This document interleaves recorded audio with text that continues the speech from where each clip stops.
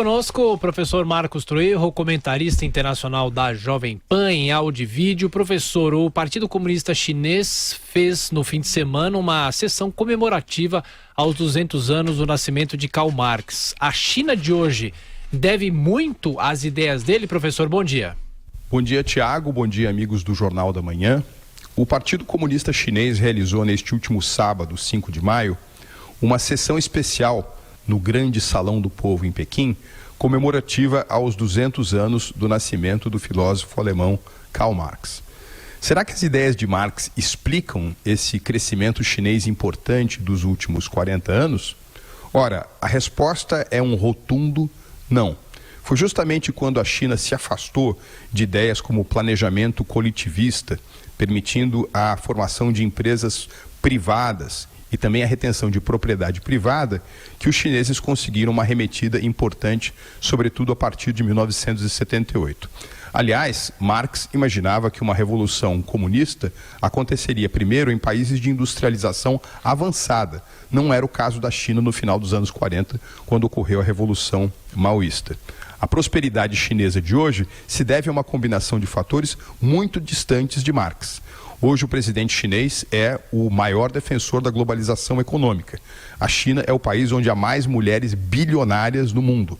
A população chinesa empregada no setor público é metade do que aquela que a gente encontra, por exemplo, na França, um país supostamente capitalista. A carga de impostos como percentual do PIB na China é de 18%, metade daquela que a gente paga no Brasil. E as universidades chinesas são, na sua grande maioria, é verdade, públicas, mas nenhuma delas é gratuita. Eu entendo, no entanto, que nada ilustra tanto a distância entre China e Marx como uma própria frase que o velho filósofo alemão escreveu numa de suas principais obras, o Manifesto do Partido Comunista, que também está comemorando 170 anos neste 2018. A frase de Marx era a seguinte: as mercadorias baratas do capitalismo são a artilharia pesada com que derrubam todas as muralhas chinesas. Ora, o que a gente vê hoje no mundo é exatamente o contrário.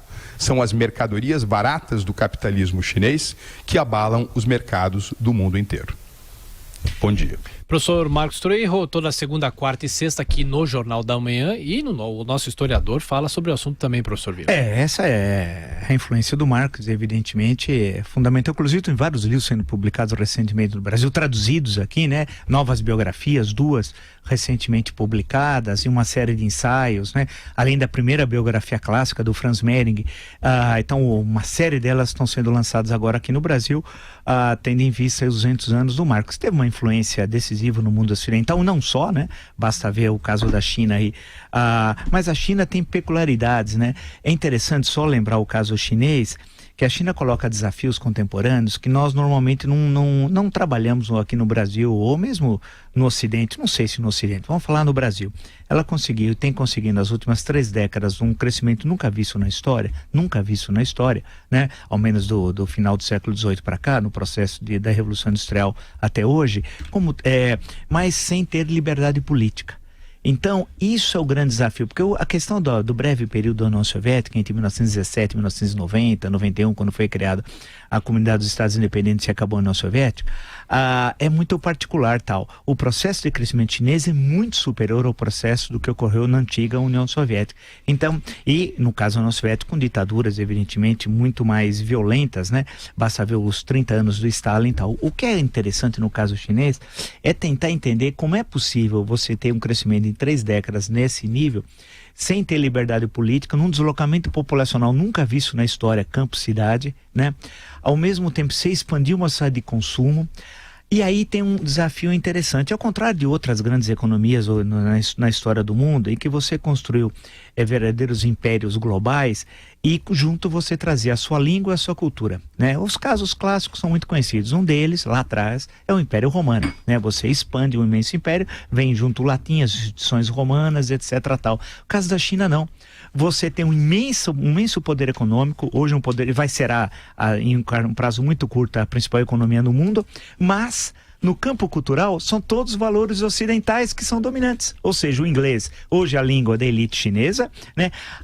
Toda a arquitetura A arquitetura tradicional chinesa sumiu, a arquitetura ocidental, fundamentalmente a arquitetura ocidental. As roupas, na loja Chanel tem fila na Piazza de Espanha. Fila de quem? De chineses. De chineses para comprar. Ou seja, as meninas chinesas, os meninos, os jovens ali, né, que são sempre presentes na Europa, ninguém quer saber nada da tradição chinesa, nada, zero. Então é curioso, se ela é hoje a vitoriosa no campo econômico, não é no campo cultural, porque no campo cultural ela acabou sendo dominada pelos valores do Ocidente. E na questão política é que fica o ponto de interrogação. O que vai acontecer com a China politicamente? Não é possível uma sociedade tão moderna como aquela conviver com um partido único, com eleições que são evidentemente meramente pro forma, que já tem os vencedores, onde não há espaço para oposição, onde a censura é a marca do Estado na sua relação com a sociedade civil.